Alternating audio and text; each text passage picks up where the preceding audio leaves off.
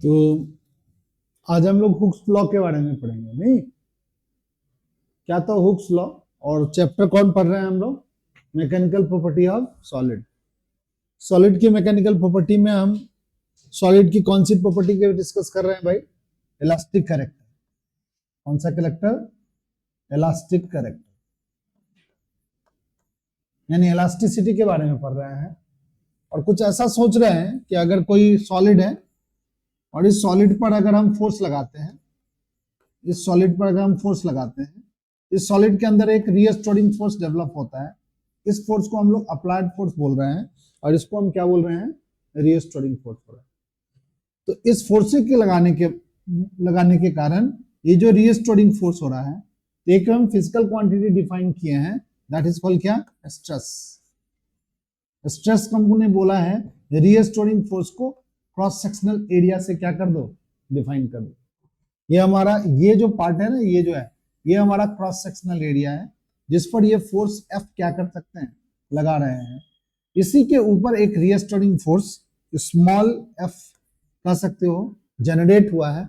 उस F को हमने इसके क्रॉस सेक्शनल एरिया से डिफाइन कर दिया है, डिवाइड कर दिया, नॉट डिफाइन, डिवाइड कर दिया है। तो हमने कहा है क्या? इस फिजिकल क्वांटिटी को हम स्ट्रेस बोलेंगे।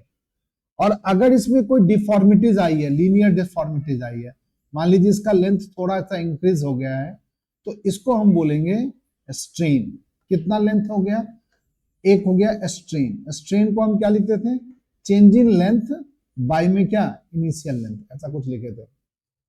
हुक्स एक साइंटिस्ट जिन्होंने इलास्टिक कैरेक्टर के बारे में एक लॉ बताया। क्या बताया भाई? कि किसी ऑब्जेक्ट पर तुम इलास्टिक, अगर वो इलास्टिक ऑब्जेक्ट है और उस पर तुम फोर्स लगाते हो, तो स्ट्रेस जो बनता है और स्ट्रेन जो डेवलप होता है, ये दोनों क्या होगा? डायरेक्टली प्रोपोर्शनल होगा। क्या होगा? क्या मतलब होगा डायरेक्टली प्रोपोर्शनल का? मतलब कि अगर स्ट्रेस बढ़ेगा तो स्ट्रेन भी बढ़ेगा, ठीक है ना? स्ट्रेस बढ़ेगा तो स्ट्रेन भी बढ़ेगा। तो लिखा गया stress is directly proportional to strain. Proportional mark को हटाने के, परंतु ये सारी बातें प्रोपोर्शनल मार्क को हटाने के लिए हमने एक प्रोपोर्शनल कांस्टेंट के लगाया, बट ये सारी बातें स्ट्रेस और स्ट्रेन डायरेक्टली प्रोपोर्शनल है। एक वर्ड लिखा हुआ है विद इन इलास्टिक लिमिट्स, यानी ऐसा नहीं है कि हम बहुत ज्यादा फोर्स लगा दें ताकि ऑब्जेक्ट की इलास्टिक कैरेक्टर क्या कर दे, वो वायलेट हो जाए उसकी, यानी इलास्टिक कैरेक्टर को वो लूज कर दे। ऐसा नहीं कर सकते हैं। यानी इलास्टिक कैरेक्टर के अंदर विद इन इलास्टिक लिमिट्स, क्योंकि कोई भी चीज को हम बहुत तेज फोर्स लगाएंगे तो उस ऑब्जेक्ट का टूट जाने की संभावना है, ठीक है, ब्रेक हो जाएगा, या उसकी इलास्टिक कैरेक्टर क्या होगी, उसमें डिफॉर्मिटीज आ जाएगी, परमानेंट डिफॉर्म कर जाएगा बॉडी। अगर तुम विद इन इलास्टिक लिमिट्स की बात कर देंगे तब ये बात आप स्ट्रेस स्ट्रेन डायरेक्टली प्रोपोर्शनल होगा। किसके? दोनों एक दूसरे के। इसी को हम लोग हुक्स लॉ बोले। अगर कोई पूछेगा कि हुक्स लॉ क्या है तो आप ये जवाब लिख सकते हैं। उसके बाद वो कोई भी चीज डायरेक्टली प्रोपोर्शनल का मतलब सभी बच्चों को पता है कि एक चीज बढ़ेगा तो दूसरा चीज क्या हुई, वो भी बढ़ेगा, यानी स्ट्रेस बढ़ेगा तो स्ट्रेन भी बढ़ेगा। अब अगर हम ग्राफ करके बनाएं इसको तो कैसे बनाएंगे ग्राफ भाई? एक एक्सिस हो गया, दूसरा एक एक्सिस हो गया। ये एक्सिस को हम लोग स्ट्रेस लिख रहे हैं, मान लीजिए इस एक्सिस पर स्ट्रेन लिखेंगे और ये ग्राफ जीरो से स्टार्ट होगा, ऐसे कुछ होगा, ठीक है? ऐसे स्ट्रेस और स्ट्रेन का ग्राफ बनाया जाएगा।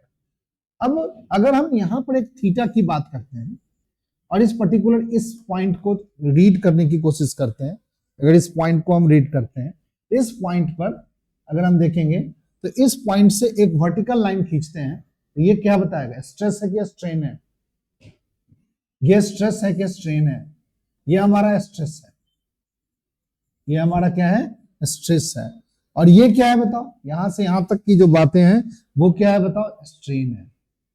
इस स्ट्रेस को स्ट्रेन से डिवाइड कर देंगे तो यहां पर ये जो थीटा है ना वो निकल आएगी। और इस थीटा को हम लोग ऐसे भी लिख सकते हैं, जैसे यहां पर लॉ के अनुसार हमने क्या लिखा बताओ? Stress is directly proportional to strain.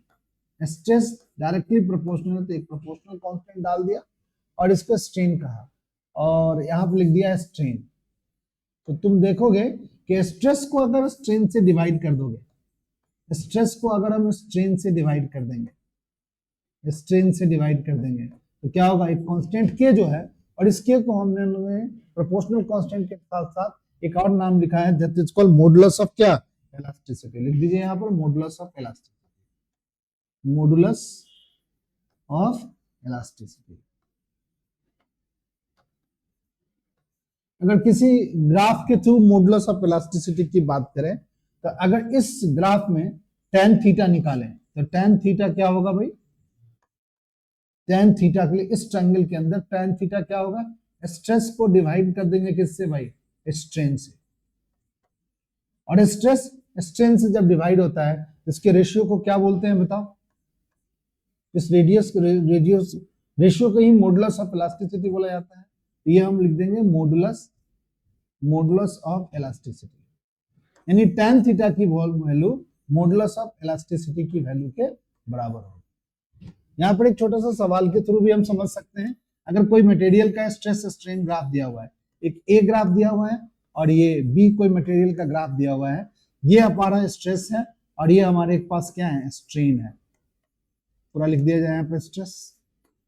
अगर बोलेगा कि किस मटेरियल का मॉडुलस ऑफ इलास्टिसिटी ज्यादा है तो तुम देखोगे इसका थीटा क्या है बताओ, इसका थीटा छोटा है और इसका थीटा क्या है, बड़ा है, तो modulus of elasticity, modulus of elasticity, elasticity किसका ज्यादा है, बी मटेरियल का ज्यादा है, मॉडुलस ऑफ इलास्टिसिटी ए से, मॉडुलस ऑफ इलास्टिसिटी ए से। इस तरीके की छोटी सी बातों को हम इंटरप्रेट क्या कर सकते हैं कि किसका मॉडुलस ऑफ इलास्टिसिटी ज्यादा है। अब अगर हम आएंगे डायमेंशन का, तो हम लोग स्ट्रेस को स्ट्रेन से डिवाइड किए, स्ट्रेस का डायमेंशन क्या होता है या यूनिट क्या होता है, तो स्ट्रेस होता है फोर्स अपॉन एरिया, फोर्स का यूनिट क्या होता है, न्यूटन, और एरिया का यूनिट मीटर स्क्वायर, तो न्यूटन पर मीटर स्क्वायर, ठीक है। बट स्ट्रेन का कोई यूनिट नहीं होता है, स्ट्रेन का कोई यूनिट नहीं होगा तो हमारा के जो है, जिसको मॉडुलस ऑफ इलास्टिसिटी होती है, उसकी भी यूनिट क्या होगी, न्यूटन पर मीटर स्क्वायर, और डायमेंशन क्या होगा, newton inverse mass length inverse metre की पावर क्या।